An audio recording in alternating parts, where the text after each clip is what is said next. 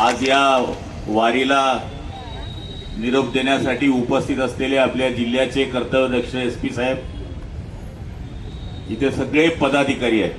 म्हणजे कोणाकोणाचे नाव घेऊन नाव जर सुटलं तर गैरसमज होईल म्हणून सगळ्यांची माफी मागून सगळे नेता मंडळी, सगळे पत्रकार, सगळे कीर्तनकार, टाळकरी, बंधू भगिनी आणि मातानो, सालाबादाप्रमाणे हे आपलं तिसरं वर्ष आहे.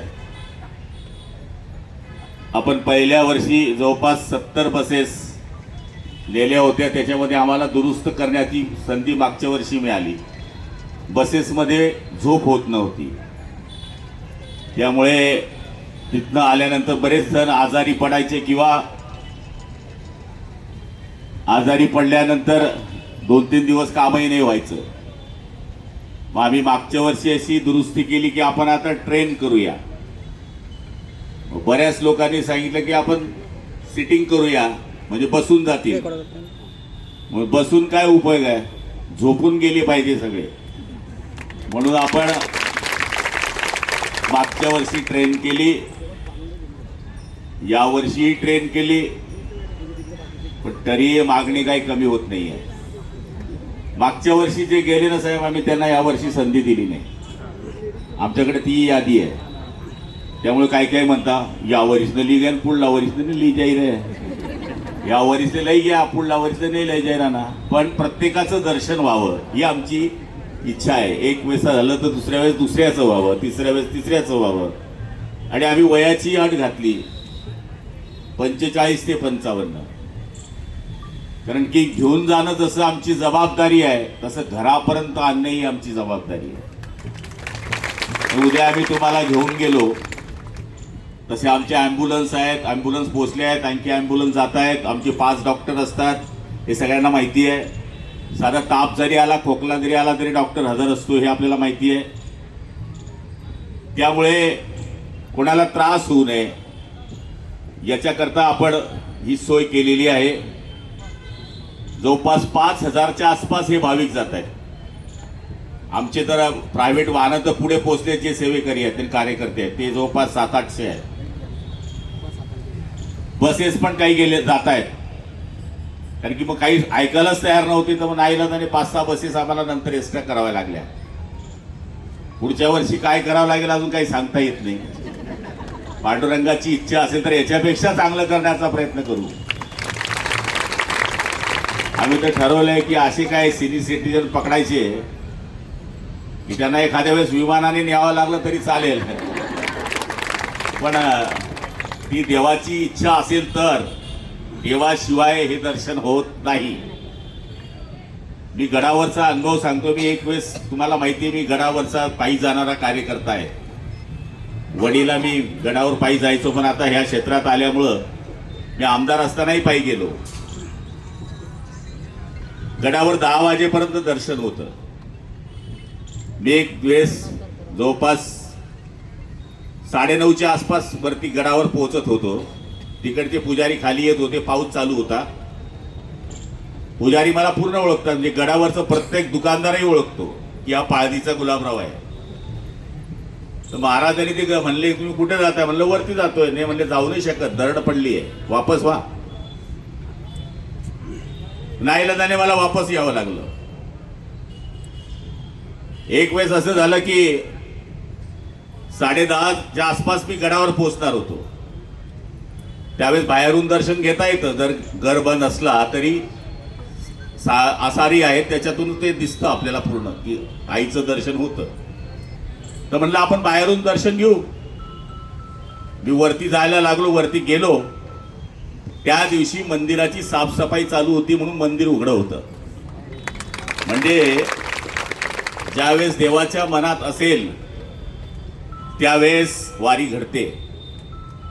16 साली मी आमदार होतो. पंढरपूरला नेहमी मी जातो. 35 वर्ष झाला मी अखंड पंढरपूर जातो. मी पायी नाही जात, पण गाडीवर 100% जातो.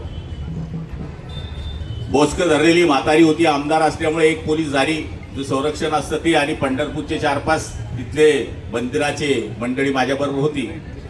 बोचकं धरलेली म्हातारी म्हणून मी त्याला सरका मंत्री आले, सरका मंत्री आले. मला हसू आलं, म्हणलं मी तर आमदार आहे, म्हातारी मला मंत्री म्हणतीये. मी ज्यावेळेस आतमध्ये गेलो, दर्शन घेऊन बाहेर आलो आणि रेस्ट हाऊसला माझा मुक्काम असतो. मला दिवाकर राव ते त्यावेळेस परिवहन मंत्री होते, त्यांचा फोन आला, म्हणले गुलाबराव निघा, मंत्रिमंडळाचा विस्तार होतोय, तुमचा नंबर लागतोय. आणि मी चौथ्या दिवशी मंत्री झालो, पण ती म्हातारी मला नंतर दिसलीच नाही.